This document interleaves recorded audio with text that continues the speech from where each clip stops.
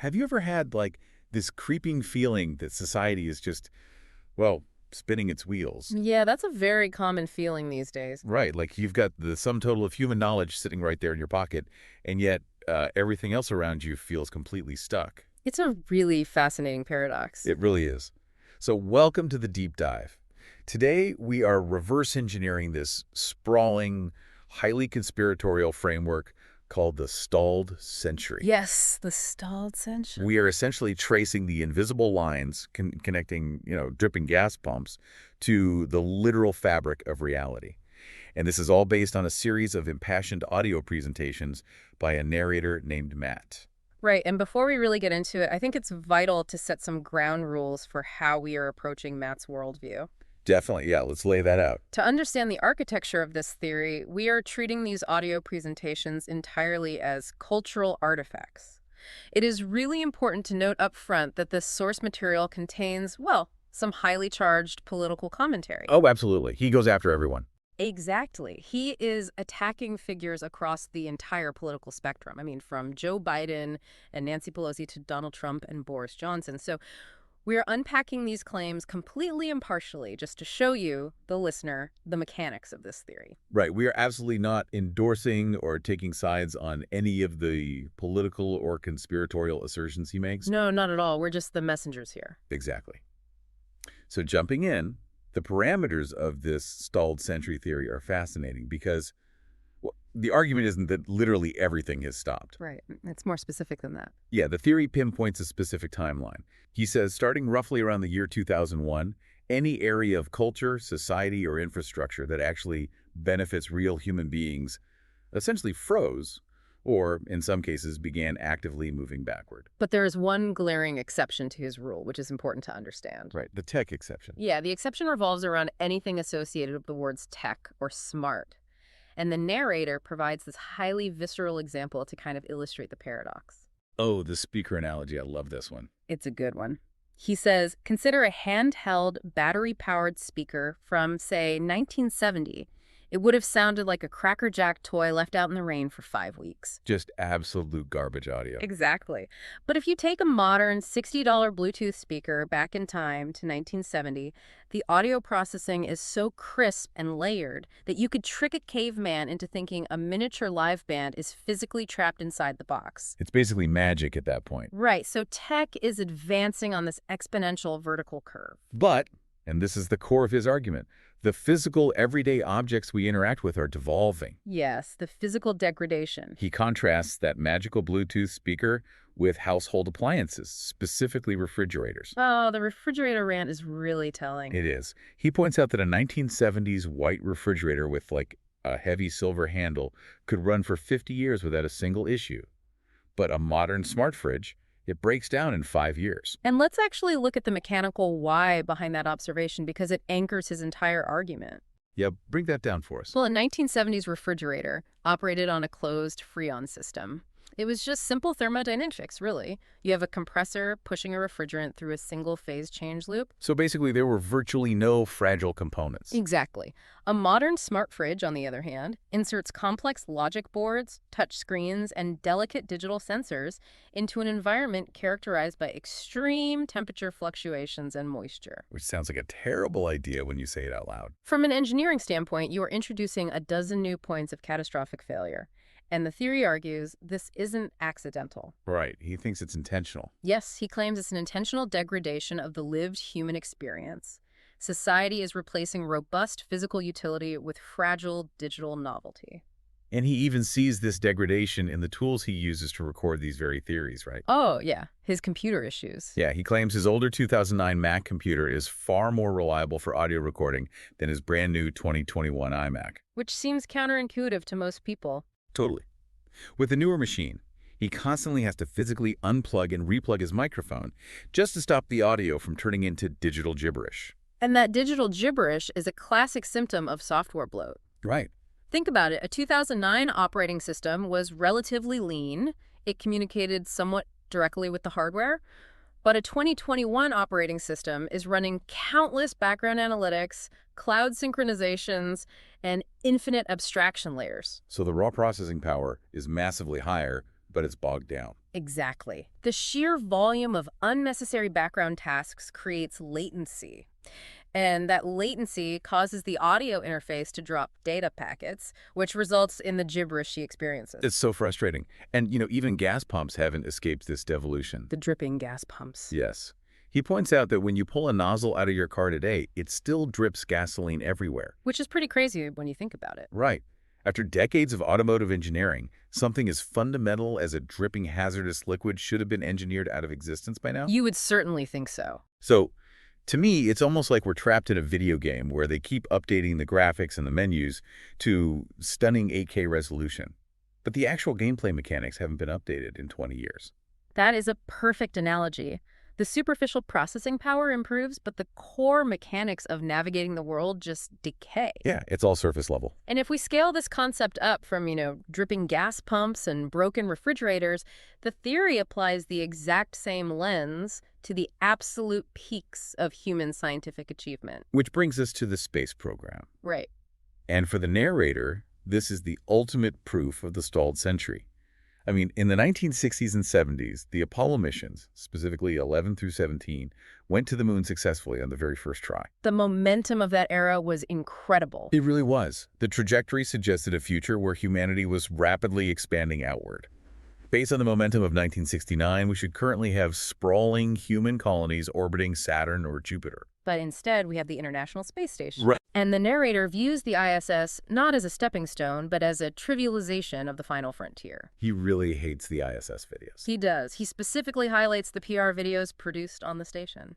He talks about astronauts having a zero-gravity pizza party, or playing naked Twister, washing their big hair, or, my favorite, a crew member floating around in a gorilla suit. A gorilla suit in space. It's just bizarre. Right. It's the shift from pushing the absolute boundaries of survival to basically film in low Earth orbit administrative maintenance. It feels less like exploring the cosmos and more like a shiny floating circus act designed to simulate progress. Simulating progress is the key phrase there. And that exact same holding pattern applies to modern medicine in this framework. Oh, the medical stagnation. Yeah, think about it. We are walking around with iPhones that possess 40 million times the computing power of the Apollo mission. Which is mind-blowing. And we have successfully mapped the entire human genome, yet we lack definitive cures for major diseases. We rely instead on endless symptom management. Wait, doesn't he mention one exception there? He does. He sarcastically acknowledges a hepatitis C pill as a rare modern exception, but he basically uses it just to highlight the broader stagnation. Right, the exception that proves the rule. Exactly. The medical advancements of the mid-20th century, like the polio vaccine or the mass production of penicillin, those were paradigm shifts. They were designed to eradicate ailments. So what's happening now, according to him? Well, the theory argues that modern biomedicine has shifted its underlying economic model. Curing a disease removes a patient from the system. Oh, wow. So managing chronic symptoms creates a lifelong subscriber. Right. The argument is that the medical system is optimized to sustain illness rather than eradicate it, which perfectly mirrors a reality that just refuses to move forward. That is a grim perspective. I want to pause here for a second and pose a question to you, the listener, listening to this right now. It's a good time to reflect. When you look at macro-level human achievements over the last 2 decades, do you feel like we are currently in an era of massive forward-leaping bounds? Or does it feel more like an era of near maintenance? It's a heavy question. And if our scientific ambition is locked in this holding pattern of maintenance, we have to examine what is occupying our collective attention instead. Right. Where is all our energy going? Exactly. And the narrator argues that the entertainment industry is the most glaring, undeniable symptom of our cultural ruination. He really zeroes in on music and comedy as the prime victims here. Oh, he has strong feelings about modern music. Definitely. He points out that in the past, bands like Aerosmith, Journey, or Michael Jackson sold out 85,000-seat stadiums. They created massive, unified cultural moments based on distinct musical talent. And how does he view things today? Well, he views modern music as just unimaginative, repetitive beats. He actually points out that if you pull a mainstream hip-hop video from 2004 and put it next to one from 2022, they are visually and thematically identical. Just people throwing money around in front of McLarens? Exactly. He even argues that a second-tier 80s band, like, say, The Cars, possessed vastly more objective musical ability than the absolute top-tier artists dominating the charts today. And comedy undergoes a very similar collapse in his Oh analysis. yeah, the sitcoms. He mourns the loss of universally beloved, meticulously crafted shows like Seinfeld or Cheers. And what do we have in their place? In their place, we have late-night hosts he views as buffoons and viral segments like James Corden's Carpool Karaoke. He really dislikes carpool karaoke. He views these as massive downgrades in cultural intellect and comedic craft. But the underlying mechanism here isn't just a lack of new ideas. Right, it's more malicious than that in his eye. Exactly. It is the endless, deliberate bastardization of old intellectual property. The relentless wave of reboots. Yes, the reboots. I mean, we're constantly fed recycled versions of Magnum P.I., Frasier, Hawaii Five-0, and look at the Fresh Prince. It's been stripped of its sitcom joy and turned into a gritty drama called Bel Air. It's a completely different tone. And when massive film franchises return, he claims they actively desecrate the legacy of the original characters. He uses Star Wars as the prime example. He does. He points to the Star Wars sequel trilogy, claiming anyone locked in a Melbourne quarantine for a week could have storyboarded a more coherent narrative. That's a very specific burn. Right. He also laments the new Terminator movies, or the inclusion of what he calls an albino Klingon in the Star Trek Discovery. And the narrator introduces a highly compelling conceptual framework to actually explain this phenomenon. Oh, weaponized nostalgia. Yes, weaponized nostalgia. He also refers to it as the Linus blanket. The Linus blanket. That perfectly captures the feeling of being pandered to, you know? It's like we are handed a cultural pacifier. That's exactly it. Society is constantly rolling out geriatric bands like a decrepit ABBA performing Dancing Queen, or they're keeping 60-year-old game shows on the air. Think about The Price is Right or Wheel of Fortune with Vanna White. And there's a biological reason this works. Think about the neurology of nostalgia for a moment. Okay, lay some science on me. When a human brain encounters a familiar, beloved artifact from childhood, say a television theme song or an old toy, it triggers the reward centers. See? Releasing dopamine. Exactly, releasing dopamine and effectively lowering cortisol levels. Nostalgia is essentially a neurological soothing agent. It dramatically reduces anxiety. Okay, but wait. When I hear about endless reboots of Frasier or Star Wars, my mind immediately just goes to Hollywood corporate greed. Sure, that's the standard reading. Right, like executives are terrified of financial risk. A new original idea might bomb at the box office, but a recognizable franchise has a built-in audience. It mathematically guarantees a return on investment. Yeah. Isn't this just simple risk aversion? So the narrator actually anticipates that exact counter-argument. Oh, he does? Yeah, he categorizes it as the normie excuse. The normie excuse, wow. He explicitly rejects the idea that this recycling is driven merely by financial risk aversion. So what's his alternative? In his worldview, weaponized nostalgia is a deliberate, orchestrated tactic.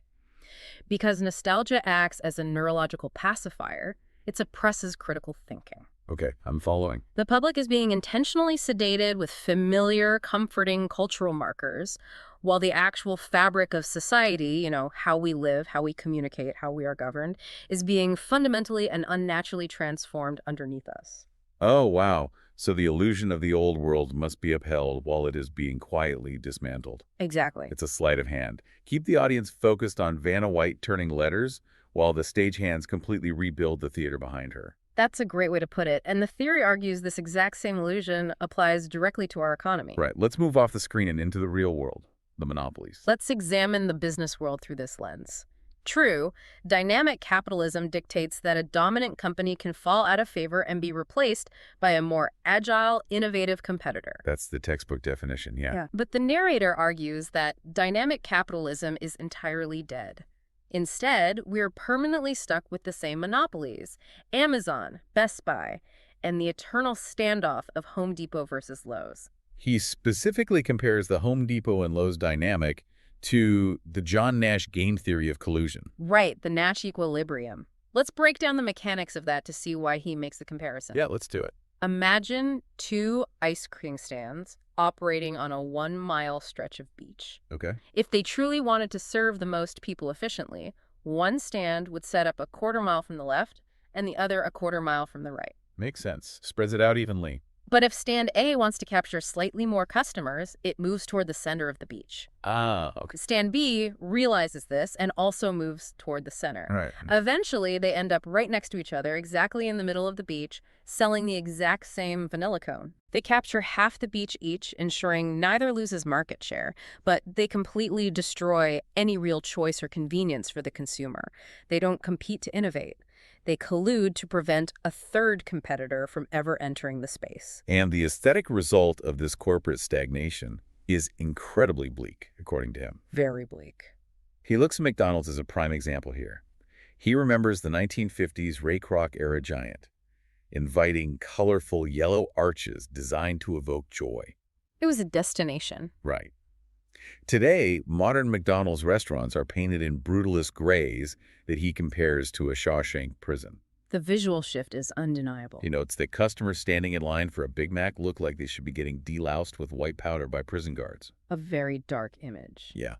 The aesthetic joy of the consumer experience has been completely stripped away. And if the economic market has been rigged through game theory to prevent true innovation, it raises a terrifying question about our democracy. Has the political market been rigged the exact same way? Exactly. The narrator's analysis of the global political stage views the current landscape as a demonic carousel of unlikable figures who simply never relinquish power. It's a perpetual clown show of gaffes and embarrassments. That's how he sees it. He points to Nancy Pelosi constantly rotating through leadership, Emmanuel Macron's deep unpopularity, Joe Biden telling a crowd they'll be put back in chains, Donald Trump's relentless controversies, and Boris Johnson, who he dismissively refers to as an assistant ski instructor. Assistant ski instructor is quite the insult. But the foundation of his political argument actually relies on pure probability. How so? In a country of over 300 million people, it is mathematically staggering that the political machine cannot organically produce brilliant, charismatic, unifying leaders akin to a JFK. Like, statistically, someone great has to be out there. Right. The fact that the system exclusively promotes and sustains figures the narrator views as bumbling, unlikable, or geriatric suggests to him that the organic democratic process has been entirely bypassed. It's a pre-written script. Exactly, a script being executed to maintain the stall. Okay, so we've gone from the degradation of a closed Freon refrigerator to Hollywood leveraging the neurology of nostalgia to political and corporate monopolies executing a rigged script. It's a massive scope. All of this leads to the ultimate metaphysical why of the stalled century. Because if greedy elites and corporate executives aren't the ones pulling the strings, who or what is actually orchestrating this? And this brings us to the most intense conspiratorial element of the entire framework. Buckle up, folks. The narrator asserts that the stall is essentially a spell. A spell, like magic. Yes. It is orchestrated by unseen metaphysical entities that he refers to using two highly specific, unsettling terms. He calls them the not milk and the screen. Those are incredibly bizarre names. Why the not milk and the screen? But terminology is vital to understanding the psychology of the theory. Think about milk. Milk represents foundational, organic, life-giving nourishment. Okay, I follow. So, the not milk represents a synthetic substitution. We're being fed artificial cultural sludge instead of the genuine progress our species craves. Right, and the screen. The screen doesn't just refer to televisions or smartphones. It represents an artificial membrane placed between humanity and true reality. It filters our perception. The goal of these unseen entities is to force humanity to constantly look backward. By trapping us in endless nostalgia loops, what he calls backlinks to the old century. Exactly, the backlinks. And he thinks these forces command and harvest our generative creative energy. Yes.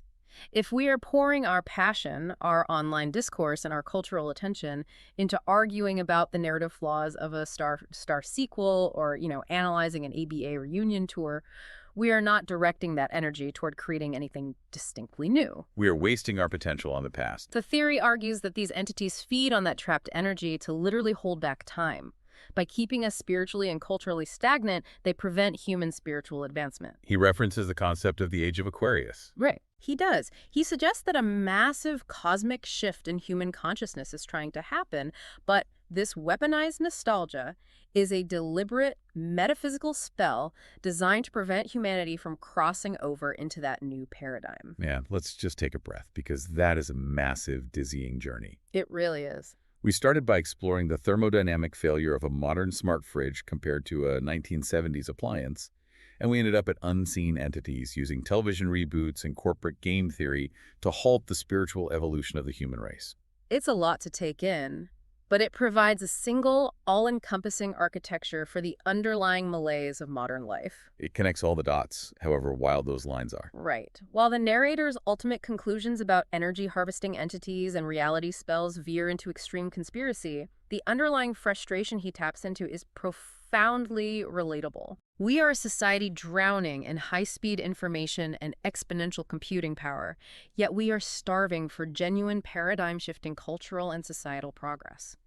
The theory takes everyday annoyances. The terrible airplane travel at LaGuardia, the dripping gas pumps, the exhaustion of the political news cycle, and validates the listener's feeling that something foundational is broken. We are caught in the paradox of hyper-advanced smartphones and crumbling physical infrastructure. Exactly. So, as we wrap up this deep dive into the stalled century, there is a final thought I want to leave you with out there listening. It's an important one. If our society continues to lean entirely on digital memory and endless cultural reboots, if we just keep recycling the art, music, and movies of the 1980s and 90s over and over again, what happens when the generations who remember the original experiences are finally gone? That is the real danger. Will a society that only knows the simulation of its own past eventually lose the neurological capacity to imagine a distinctly new future? It's something to think about. Keep questioning the graphics of the game you're playing, and we'll see you next time.